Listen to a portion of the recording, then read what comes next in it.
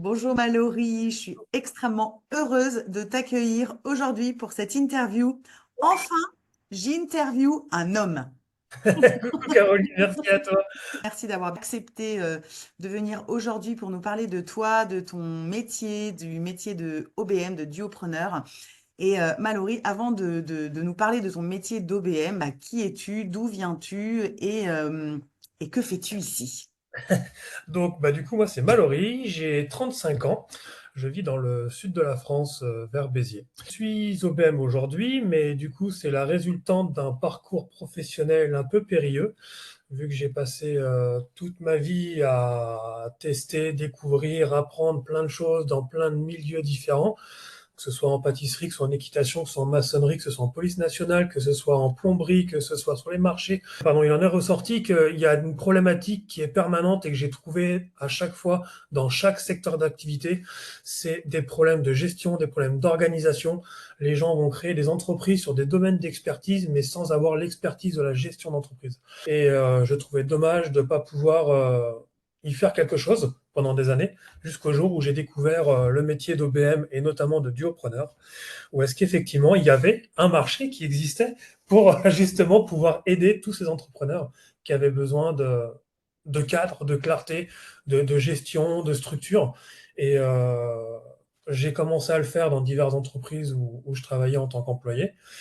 Et au final, j'ai vraiment pris beaucoup de plaisir à le faire et en découvrant de plus en plus toutes les possibilités et tout ce qu'il pouvait y avoir autour de cette fonction, j'ai décidé de m'y consacrer à plein temps. D'accord, donc en fait aujourd'hui, tu as quitté le salariat, tu es à plein temps, tu es à ton compte, tu accompagnes tes clients en tant qu'OBM complètement. Quand tu as vu cette formation, qu'est-ce que, qu'est-ce que ça t'a fait? Qu'est-ce que ça t'a créé? Comment est-ce que tu as plongé directement? Ça a commencé fin 2023. J'ai pris mon PC, j'ai ouvert un fichier vierge et j'ai commencé à faire ce qu'aujourd'hui j'appelle un vide-cerveau. Donc, où est-ce que j'ai jeté sur mon document toutes mes pensées, toutes mes envies et surtout tout ce dont je n'avais plus envie. Hmm. Après, j'ai continué sur ce qui me plairait de faire et d'apporter aux autres, quel impact j'aimerais avoir auprès des personnes avec qui je collabore, comment j'ai envie de me sentir, avec qui j'ai envie de travailler. Et en fait, j'ai envisagé le fait que il y avait une autre possibilité dans la vie. Donc, j'ai pris l'initiative de rechercher les formations et c'est là que j'ai découvert Amélie, donc la Duopreneur Academy. Son approche très humaine m'a beaucoup réconforté. J'ai décidé d'intégrer la Duopreneur Academy au mois de juin l'année dernière. Est-ce que déjà tu travailles de chez toi? Est-ce que tu as un bureau? Comment est-ce que tu t'organises un peu dans ton quotidien? Je travaille d'où j'ai envie. Ah bah c'est magnifique. Déjà, c'est un point extrêmement positif. Je travaille d'où j'ai envie. Je bosse de là où je suis. Donc, principalement de chez moi, puisque du coup, je me suis créé mon espace avec un bureau, puisque j'avais cette possibilité.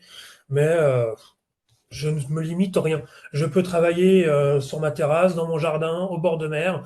Je promène beaucoup mon chien, je passe beaucoup de temps à l'extérieur. Il m'arrive de travailler en forêt. Un partage de connexion, un téléphone, et puis tu travailles d'où tu veux. Bah, c'est super et merci de le dire et de le nommer parce que souvent on oublie quand on est un entrepreneur qu'on a du temps et qu'on peut aussi mener soi-même son propre emploi du temps, qu'on peut avoir du temps pour soi et qu'on peut travailler de là où on veut. Donc la tête dans le guidon comme tu disais au départ, et ben, je suppose qu'aujourd'hui en tant qu'entrepreneur tu fais autrement.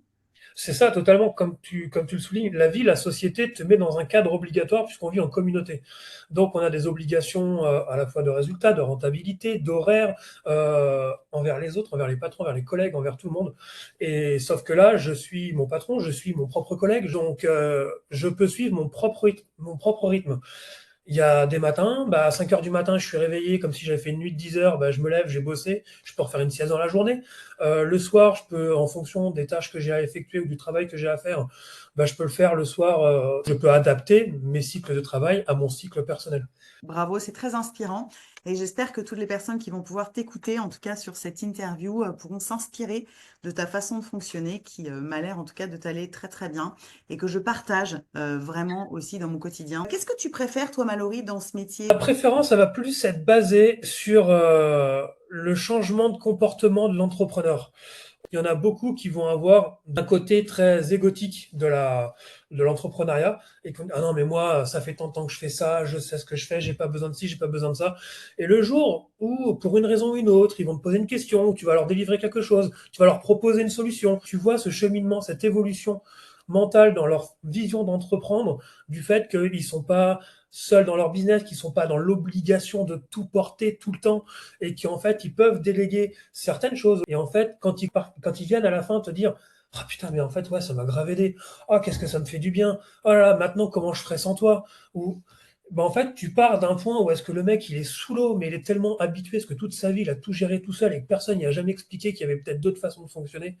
Une fois qu'il le découvre, ce soulagement et, et ce bonheur, c'est agréable. Nous, ça nous fait du bien à nous parce qu'on est utile dans la société, on est utile pour des gens. C'est hyper satisfaisant et agréable.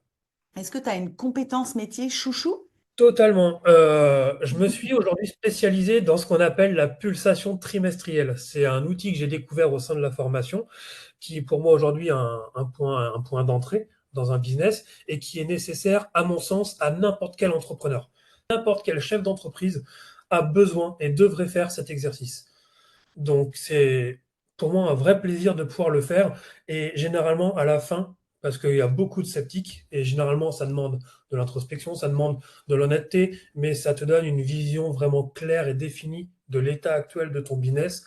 Et quand tu as terminé cet exercice, ben, tu te rends compte qu'effectivement il y a du boulot, mais que en fait il n'y a pas juste du boulot. Il n'y a pas juste une montagne devant soi, parce que cette montagne, on l'a découpée en plusieurs étapes, en allant jusqu'à la moindre sous-tâche, la moindre action insignifiante. Mais au final, quand tu cumules toutes ces petites actions insignifiantes, tu as fini par dépasser cette montagne et ton business a décollé, quoi. Et quand tu installes justement ça dans le business de ton client, tu lui laisses quoi? Il a quoi pour pouvoir justement faire toutes ces sous-tâches dont tu nous parles depuis tout à l'heure? Alors moi personnellement, je travaille avec un outil qui s'appelle Notion et je n'aime pas les usines à gaz, je n'aime pas avoir 300 000 choses de tous les côtés, donc j'ai extrêmement simplifié la chose. Donc je leur fournis des documents donc dématérialisés sur cette plateforme Notion. Ils ont la majorité du travail et simplement répondre à des questions. Mais c'est des questions qui sont suffisamment ouvertes pour leur laisser toute la libre possibilité de pouvoir l'exploiter comme eux ils l'entendent. C'est un exercice qui est extrêmement personnalisé à condition que la personne bah, s'autorise à avoir cette liberté et à être honnête avec elle, parce que dans tous les cas, c'est dans son intérêt. Et le but, c'est vraiment de pratiquer le pourquoi principalement. Pourquoi est-ce que tu fais ça? Pourquoi est-ce que tu as dit ça? Pourquoi est-ce que tu as ressenti ça? Pourquoi est-ce que tu n'as pas réussi ça? Pourquoi est-ce que tu as réussi ça? Et en fait, une fois qu'on va marteler ce pourquoi et qu'on va approfondir à chaque fois chaque émotion, chaque ressenti, chaque événement, chaque action, chaque résultat, on va pouvoir débloquer des situations et on va surtout comprendre pourquoi est-ce qu'aujourd'hui on a des problématiques, pourquoi est-ce qu'on a des plafonds de verre, pourquoi est-ce qu'on ressent certaines choses. Et donc on va justement travailler tout ça et en faire des objectifs principaux sur lesquels travailler pour pouvoir faire avancer le business. Et Mallory, dis-moi, quels sont tes super pouvoirs en tant que OBM? Mes super pouvoirs, je n'ai pas réponse à tout, je ne sais pas tout faire. Par contre, quoi que tu aies besoin, tu repartiras avec une solution. Soit je te mets en contact avec des personnes qui ont la compétence. Je vais passer des heures à faire des recherches. Je vais apprendre des sujets. Je vais faire tout ce que je peux faire humainement pour t'apporter une solution à ta problématique. Mon super pouvoir, à mon sens, aujourd'hui, c'est celui-là, parce que dans tous les cas, on ne pourra jamais tout savoir et tout faire. Mais par contre, on peut toujours se décarcasser pour trouver une solution. C'est quelque chose qu'on retrouve chez beaucoup d'entrepreneurs quand ils embauchent des personnes.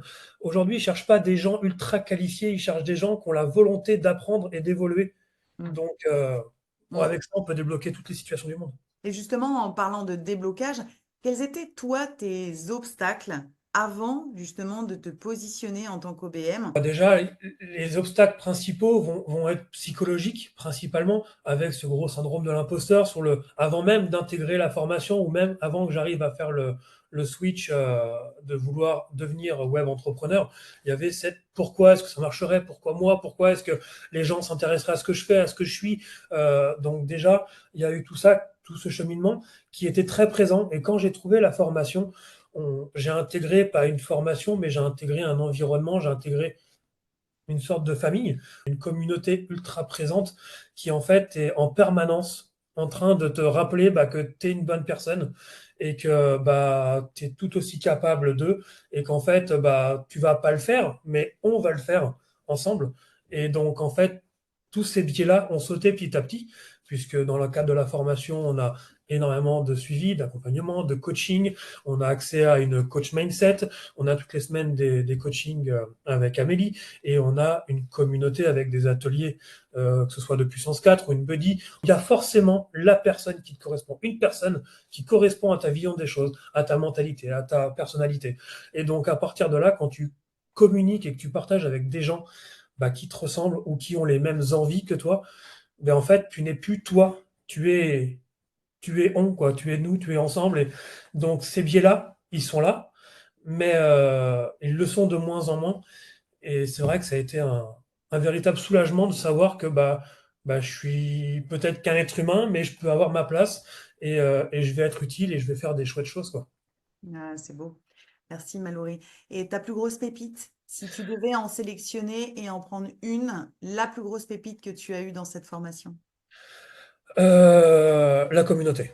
Hmm. Ça restera la communauté. J'ai rencontré des gens extraordinaires, comme toi, principalement, comme ma buddy, qui une partenaire de travail qu'on intègre au sein de Biopreneur et qui est indispensable, je trouve, dans l'élaboration d'un nouveau projet comme celui-là, d'une reconversion complète, de l'apprentissage d'un nouveau métier, qui aujourd'hui est ma partenaire de travail, qui est une véritable amie. Voilà, la communauté, c'est vraiment la pépite qui fait tout exploser. Bah oui, et puis avec ta partenaire, vous avez créé en plus un programme qui s'appelle Claire Estrate, me semble-t-il. C'est ça, exactement. En s'exposant sur les réseaux, puisqu'en tant que web entrepreneur, il faut se faire connaître, et c'est une des possibilités. Donc, on va principalement communiquer sur les réseaux. Et donc, l'entrepreneuriat aujourd'hui est une porte ouverte à beaucoup. Et je suis énormément contacté par des jeunes entrepreneurs qui ont monté leur business, soit qui ont tenté de me vendre leurs produits, soit qui demandent des conseils. Et en tant qu'OBM, en fait, on repère avec le temps rapidement toutes les petites failles, les petites choses où tu te dis, mais pourquoi il fait comme ça? Mais il se faciliterait la vie. Et donc, en fait, on discute. Et donc, avec ma buddy, avec Laurine, ma partenaire, on a beaucoup travaillé, discuté autour de ça. Et en fait, on a monté un programme qui s'appelle donc Claire Estrade, qui est vraiment conçu et dédié pour les jeunes entrepreneurs. Enfin, pour les jeunes, c'est pas comme ça que je veux le formuler. Pour les néo-entrepreneurs, que pour les nouveaux entrepreneurs, puisque peu importe l'âge, que tu aies 18 ans, que tu aies 40 ans, 50 ans, 36 ans, à partir du moment où tu viens de créer un business, tu as un besoin. Tu as un besoin d'accompagnement, tu as un besoin de structure, tu as un besoin de cadre, tu as un besoin de connaissances. Et tout ça, tu ne peux pas le deviner. Donc, et tout le monde n'a pas la possibilité de pouvoir investir des milliers d'euros dans des formations ou des accompagnements personnalisés. C'est pour ça qu'on a conçu ce travail de pulsation trimestrielle sous forme d'accompagnement un peu plus développé, avec les piliers principaux hyper importants pour un début d'activité à un prix vraiment adapté aux néo-entrepreneurs. Bravo, bravo. Je ne peux que inviter les personnes qui vont regarder à aller te suivre sur LinkedIn et Instagram, me semble-t-il, là où particulièrement tu en parles. C'est ça. Qu'est-ce que ça fait d'être un homme OBM au sein d'une communauté principalement composée de femmes OBM? C'est quelque chose, c'est quelque chose qui n'est pas dérangeant, déjà. Toute ma vie, j'ai été entouré de femmes. J'ai été élevé par ma maman et ses copines. J'ai fait de l'équitation, j'ai fait de la danse. Et au final, je me rends compte que aujourd'hui, c'est une force parce que les femmes ont un aspect de personnalité, de connaissance, de psychologie qui m'est plus adapté. Donc, parce que j'ai un esprit d'homme, mais j'aime cette approche féminine et je trouve ça très, un côté réconfortant. Et au contraire, quand tu es un homme entouré de femmes, tu peux être que chouchouté. Bah, c'est ça. En plus, t'es pas tout seul parce qu'il y en a d'autres des hommes dans la formation, même s'il y en a peu. Qu'est-ce que tu pourrais conseiller à un futur potentiel OBM ou à une future potentielle OBM qui hésiterait à rentrer dans cette formation? Eh ben, la solution, elle est dans la question, puisque s'il hésite, qu'il arrête d'hésiter. Et dans tous les cas, si tu ne fais rien, il ne se passera rien et tu ne pourras pas tu ne pourras pas tester, tu ne pourras pas améliorer ta qualité de vie, tu ne pourras pas dépasser ses peurs, ses croyances. Donc, la seule solution, c'est d'y aller. Tu ne prends pas de risque. Au pire, quoi, on va te dire non, mais dans tous les cas, si tu ne demandes pas, tu n'auras rien. Donc, si tu demandes et que une fois on te dit non, tu n'auras rien, bon, tu reviens à la même situation. Mais par contre, en demandant, tu prends potentiellement le risque qu'on te dise oui. Vaut mieux la plus petite des actions que la plus grande des intentions. Donc, on Hmm. y va, on met de l'énergie vers l'avant et on passe à l'action. De l'audace et du passage à l'action, en fait. Ouais, c'est ça. Et c'est quoi la suite pour toi, Mallory? Là, je vais beaucoup me concentrer sur ce nouveau programme pour accueillir mes prochains élèves dans ce nouvel accompagnement. Et puis, je vais continuer à me former sur plein de choses parce que, comme je l'ai dit tout à l'heure, on peut pas tout savoir et tout maîtriser. Donc, le but, c'est d'avoir un maximum de compétences développées de façon à pouvoir offrir un meilleur service de plus en plus VIP, entre guillemets, et qualitatif à mes clients. Et puis, profiter de la vie, profiter de ma famille, tout simplement, quoi, kiffer ma vie. Voilà, aujourd'hui, mes prochains projets, c'est de vivre. Eh ben, c'est magnifique, j'adore cette réponse. C'est quoi la suite pour toi? Bah, c'est de vivre des grands moments de vie. Ouais, c'est Merci ça. Mallory, merci infiniment, j'ai adoré t'interviewer. Je te souhaite une belle route, plein de vie, plein de choses pour toi. Et puis je te remercie infiniment pour ce temps et je te dis à bientôt. Merci beaucoup, Caroline. À très bientôt.